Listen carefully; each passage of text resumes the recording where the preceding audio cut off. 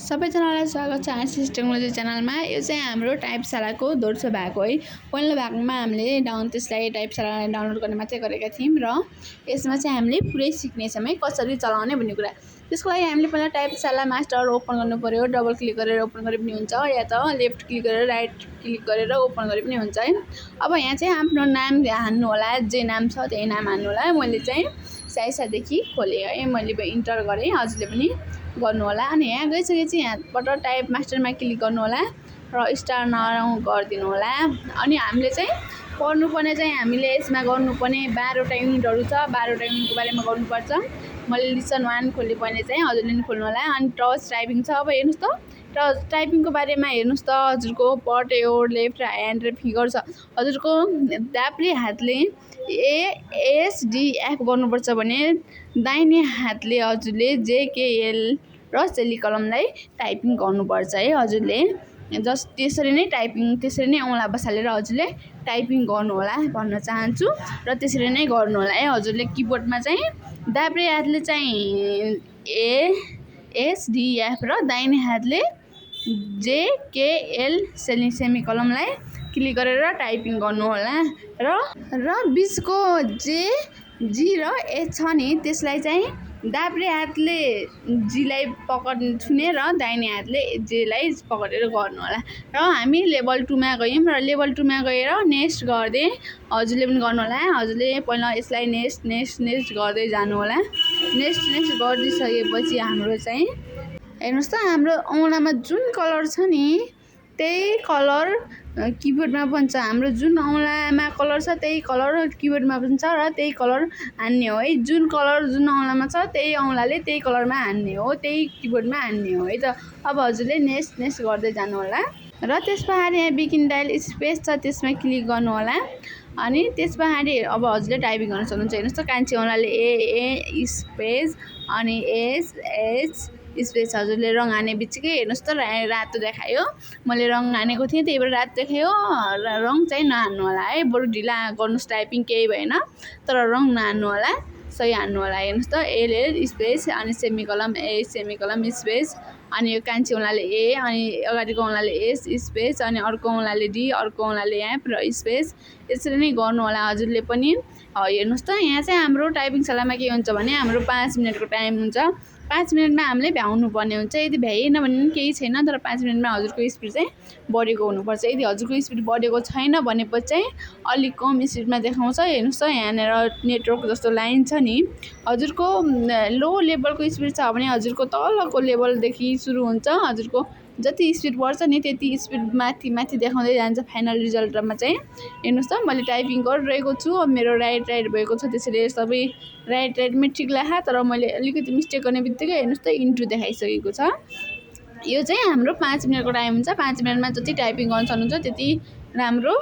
ढिलो गर्नुहोस् तर रङ नहान्नु होला। मैले छिटो गर्दाखेरि यहाँ रङ भएको छ। हजुरहरूलाई सिकाउनको लागि मात्रै हो मैले छिटो टाइपिङ गरेको। हजुरले बरु ढिला टाइपिङ गर्नुहोस्, रङ नहान्नु होला। यसरी नै टाइपिङ दिनदिनै गर्नुभयो भने हाम्रो 12वटा लिसनहरू छ। 12वटा लिसनहरू 12 दिन लगाएर हजुरले टाइपिङ गर्नुभयो भने दिनमा कम्तीमा पनि बढी टाइम नदिए पनि 2 घन्टा टाइम दिनुभयो भने हजुरलाई प्रशस्तै हुन्छ यो टाइपिङ सिक्नको लागि। हेर्नुहोस् त, मेरो अब टाइम पनि सकिसकेको छ। 20 सेकेन्ड छ। 20, 19, 18 सेकेन्डमा आइसकेको छ। यो सेकेन्डमा मैले जति टाइपिङ गर्न सक्छु सकेँ है त। हेर्नुहोस् त, मैले मिस्टेक हाने बित्तिकै रङ आएको छ र राइट हाने बित्तिकै राम्रो आएको छ। हेर्नुहोस् त, यहाँ टाइम हेर्नुहोस् त, यो प्रोग्राममा पनि हेर्नुहोस् कति बढ्दै गएको छ मेरो स्पिड। यसरी नै बढ्दै जान्छ है। स्पिड जति राम्रो भयो त्यति नै राम्रो हुन्छ। हेर्नुहोस् त, फाइनल रिजल्ट आयो। मैले यहाँ भ्यूमा क्लिक गरेँ, भ्यू रिजल्टमा गएर इन्टर गर्दै। हेर्नुहोस् त, यहाँ चाहिँ हाम्रो टाइपिङ स्पिड चाहिँ कम्तीमा पनि हाम्रो 14 स्पिड ल्याउनु पर्ने रहेछ। हेर्नुहोस् त, मेरो चाहिँ 13 स्पिड आएको छ। हजुरको पहिले सुरुमा गर्दाखेरि चाहिँ 2-3 स्पिड आउला, केही भएन। 5 मिनटको समयमा मेरो 14 स्पिड ल्याउनुमा 13 स्पिड आएको छ। यो धेरै राम्रो हो। हेर्नुहोस् त, यहाँ पनि सुरुदेखि ठुलो हुँदै गएको छ। हजुरले अब बाँकी लेभलहरूमा पनि त्यसरी नै टाइपिङ गर्न सक्नुहुन्छ। बिङ डायल गरेर स्पेस गरेर टाइपिङ गर्ने। पहिला चाहिँ नेक्स्ट गरिदिने, अनि पछि टाइपिङ गर्न सुरु गर्दा हुन्छ है। अनि मैले यतिकै बन्द गरिदिएँ। यो चाहिँ सबै टाइपिङहरू त्यसरी नै हो है। सबैले 1.7 सम्म छ। यो चाहिँ 1.7 सम्म हजुरले टाइपिङ यसरी नै गर्नु होला। यसमा चाहिँ फरक हेर्नुहोस् त, 8 गरेर दिएर गएको छ। यसमा यसरी नै टाइपिङ गर्नु होला। यसरी टाइपिङ गर्दाखेरि ठिकै हुन्छ। यदि हजुरले रङ हान्नुभयो भने पनि रङ देखाउँछ है त।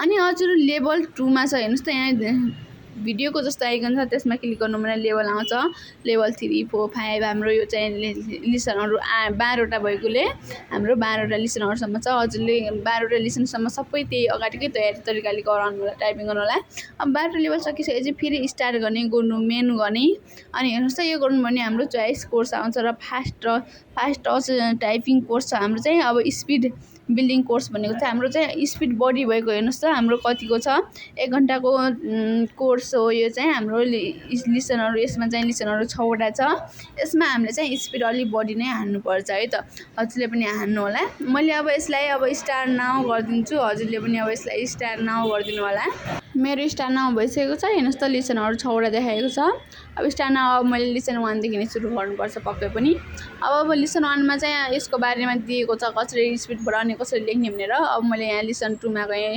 लिसन 2 नै चरी लिसन 1 कै 1.2 मा गएको छु हेर्नुस् त यसमा चाहिँ जिगज्याग छ अगाडि चाहिँ हाम्रो सजिलो कोर्स थियो ए थियो बीबी थियो एसएस थियो अहिले चाहिँ हेर्नुस् त जिगज्याग छ ए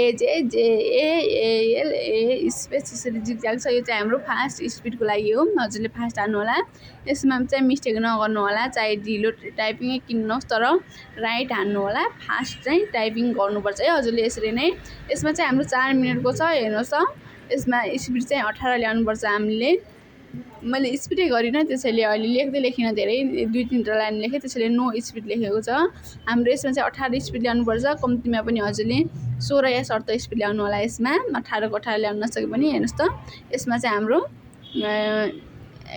चाहिँ हाम्रो क्यापिटलदेखि सुरु छ अगाडि फर्स्ट वर्ड चाहिँ क्यापिटल पहाडी वर्डहरु स्मल छ है त अब हामी 1.5 मा गयौं र यसमा पनि स्टार्ट गर्यौं र हेर्नुस् त अगाडिको यसमा पनि अगाडिको प्रत्येक कोडहरु क्यापिटल छ र पहाडीको स्मल छ है हजुरले पनि टाइपिङ औंला बसालेरै गर्नु होला राम्रो हुन्छ र हेर्नुस् त 1.6 लास्टमा पनि कसरी दिएको छ यसमा प्याराग्राफबाट दिएको छ द किंगडम छ अब मैले द किंगडम फान्न हानेर मैले अरु हाने भने मिस्टेक देखाउँछ है हाम्रो माथि देखाउँदैन यसमा चाहिँ मिस्टेक तल देखाउँछ है लेखेको ठाउँमा हेर्नुस् त मेरो मिस्टेक तल देखाएको छ अब लाइनमा मैले एल का स्मल हाने त्यहाँ चाहिँ क्यापिटल छ त्यही भएर मेरो चाहिँ मिस्टेक देखायो हेर्नुस् त यसमा चाहिँ हाम्रो 6 मिनेट थियो 6 मिनेटमा मैले गरेन त्यही भएर हेर्नुस् त हाम्रो यसमा चाहिँ स्पिड 16 स्पिड ल्याउने भनेको छ कम्तीमा पनि 15 स्पिड जति ल्याउनु होला र यति गर्यौं भने हाम्रो टाइपिङ शाला पनि सकिएको हाम्रो दोस्रो भाग पनि सकियो अब हामी नयाँ भागमा छिट्टै भेट्नेछौं र भिडियो मन परेको भए लाइक कमेन्ट शेयर गर्न नभुल्नु होला सब्स्क्राइब गर्न नभुल्नु होला भिडियो अन्तिमसम्म हेरेकोमा सबैजनालाई धन्यवाद थ्यांक यू सो मच